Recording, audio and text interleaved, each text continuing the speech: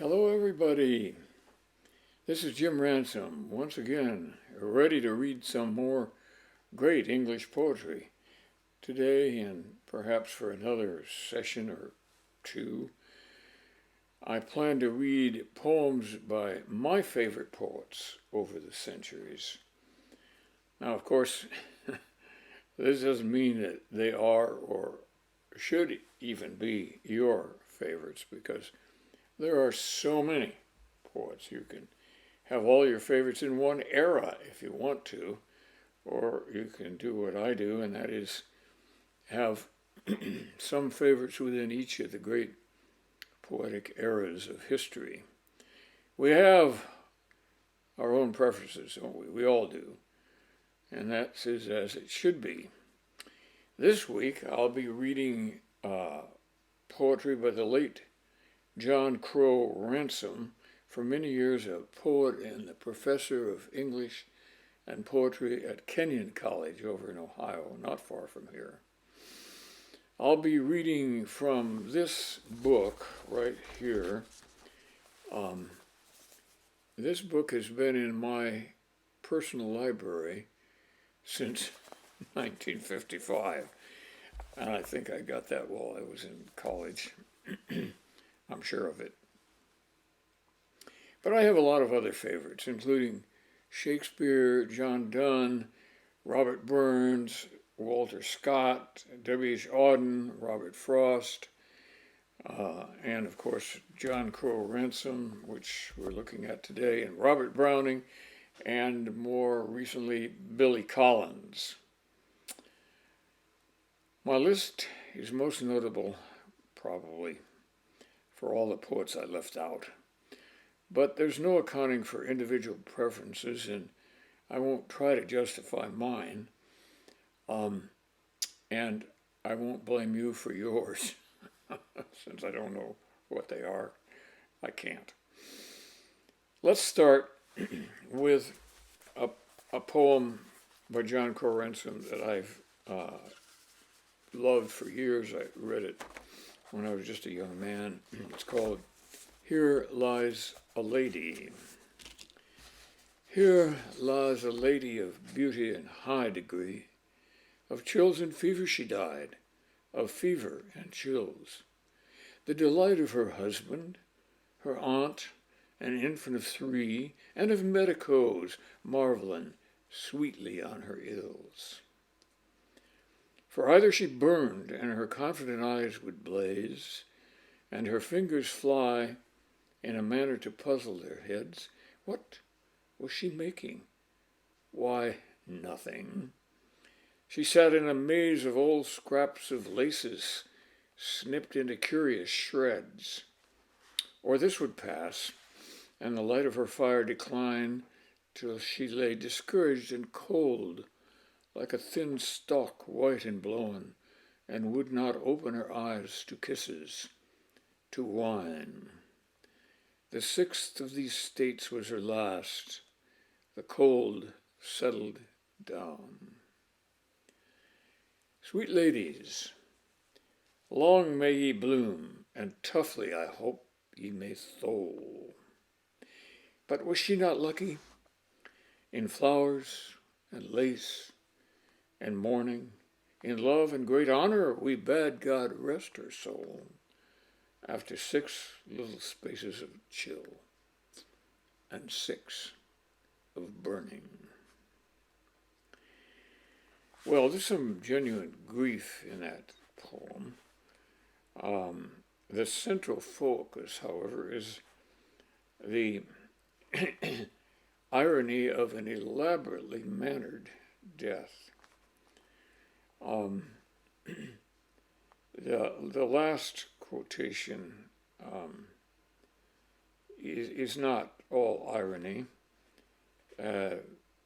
In love and great honor we bade God rest her soul, after 6 little spaces of chill and 6 of burning. She was lucky. Her her nest by day is similar to her way of living. Well, that's Here Lies a Lady. Oh, and by the way, you may have been confused by the word thole in there. And Ransom likes to put in some words taken from other languages or from old forms of English. And the word thole is a Scottish word and it means endure.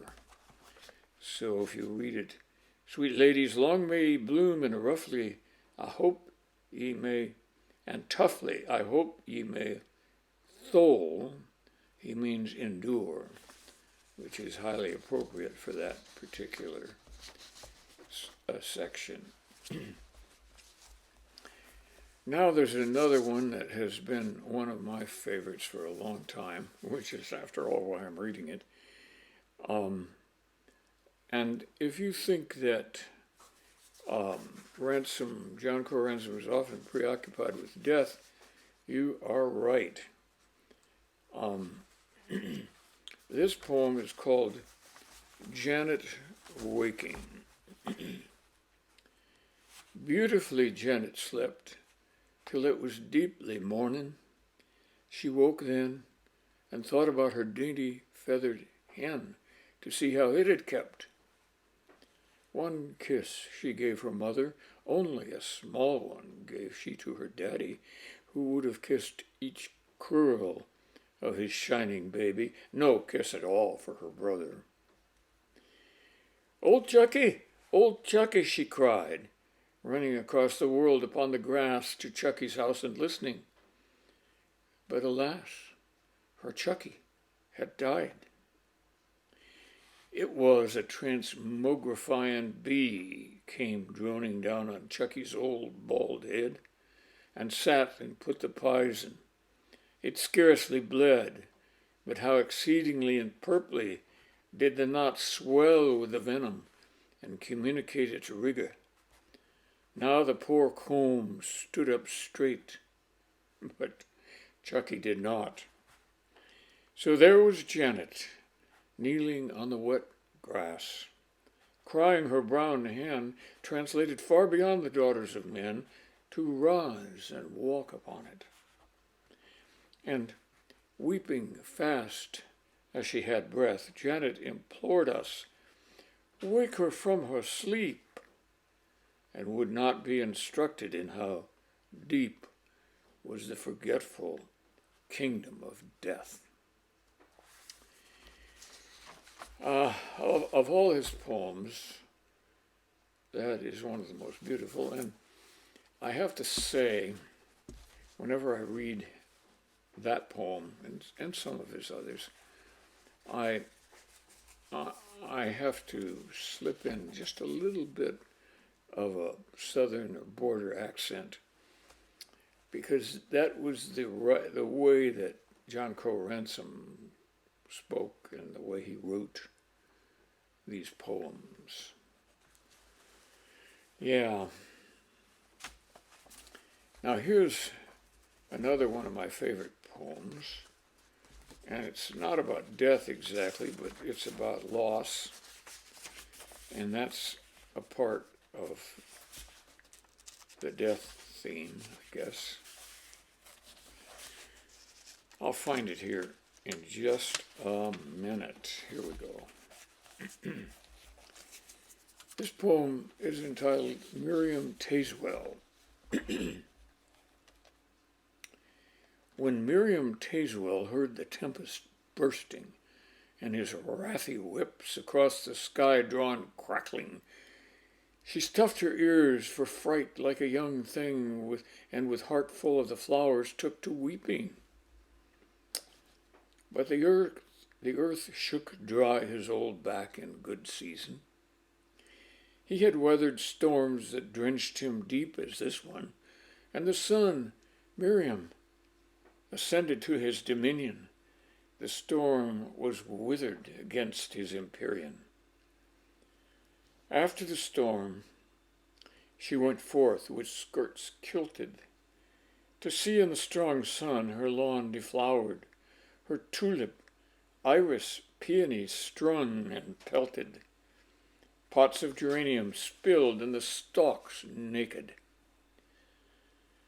The spring transpired in that year with no flowers, but the regular stars went busily on their courses.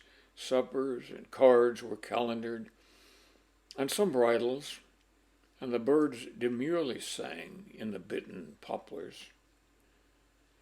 To Miriam Tazewell, the whole world was villain, to prosper when the fragile babes were fallen, and not to unstop her own storm and be maudlin. For weeks she went untidy. She went sullen. She pouts over the storm and over the world's willingness to make peace with it, which she's not about to do. Okay, let's read another one. And again, the theme of death comes in. This poem from John Crowe Ransom is entitled Dead Boy. And it has an ending which I think you'll find of interest. The little cousin is dead by foul subtraction, a green bough from Virginia's aged tree, and none of the county kin like the transaction, nor some of the outer world like me. A boy not beautiful nor good nor clever, a black cloud full of storms, too hot for keeping, a sword beneath his mother's heart, yet never woman bewept her babe as this is weeping. A pig with a pasty face, so I had said, squealing for cookies, kinned by poor pretense with a noble house. But the little man quite dead, I see the forebears' antique lineaments. The elder men have strode by the box of death to the wide flagged porch, and muttering low, send round the bruit of the day. O friendly waste of breath, their hearts are hurt with a deep dynastic wound. He was pale and little, the foolish neighbors say. The first fruits, saith the preacher, the Lord hath taken. But this was the old tree's late branch wrenched away, grieving the sapless limbs, the shorn and shaken. Well, the irony there is pretty deep. Child is not very attractive, but this was the old tree's late branch wrenched away, and the family's hearts are hurt by a deep dynastic wound. I think we can all kind of get that, can't we? Well, I'm going to end this sequence of readings by one of my favorites that is a little bit longer than I usually read. It's called The Equiibrists, or The Equiibrists. In this final poem, the tension and irony between to love or not is at a peak. Full of her long white arms and milky skin, he had 1,000 times remembered sin. Alone in the press of people traveled he, minding her jacinth and myrrh and ivory. Mouth, he remembered, the quaint orifice from which came heat that flamed upon the kiss, till cold words came down spiral from the head. Grey doves from the officious tower ill sped. Body, it was a white field ready for love. On her body's field with the gaunt tower above, the lilies grew, beseeching him to take, if he would pluck and wear them, bruise and break. Eyes talking, never mind the cruel words. Embrace my flowers, but not embrace the swords. But what they said, the doves came straightway flying in unsaid. Honor, honor, they came crying. Importunate her doves, too pure, too wise, chambering on his shoulder, saying, Arise, leave me now, and never let us meet. Eternal distance now command thy feet. Predicament indeed, which thus discovers honor among thieves, honor between lovers. Oh, such a little word as honor they feel, but the gray word is between them, cold as steel. At length I saw these lovers fully come into their torture of equilibrium. Dreadfully had forsworn each other, and yet they were bound each to each, and they did not forget. And rigid as two painful stars entwirled about the clustered night, their prison world, they burned with fierce love, always to come near. But honor beat them back and kept them clear. Ah, the strict lovers, they are ruined now, I cried in anger. But with puddled brow, devising for those gibbeted and brave, came I descanting. Man, what would you have? For spin your period out and draw your breath. A kinder seculum begins with death. Would you ascend to heaven and bodiless dwell, or take your bodies honorless to hell? In heaven you have heard no marriage is, no white flesh tinder to your lecheries. Your male and female tissue sweetly shaped sublimed away, and furious blood escaped. Great lovers lie in hell. The stubborn ones, infatuate of the flesh upon the bones, stupirate. They rend each other when they kiss. The pieces kiss again. No end to this. But still, I watched them spinning, orbited nice. Their flames were not more radiant than their ice. I dug in the quiet earth and wrought the tomb, and made these lines to memorize their doom. Epitaph. Equiibrists lie here, stranger, tread light, close, but untouching in each other's sight. Molded the lips and ashy the tall skull. Let them lie, perilous and beautiful.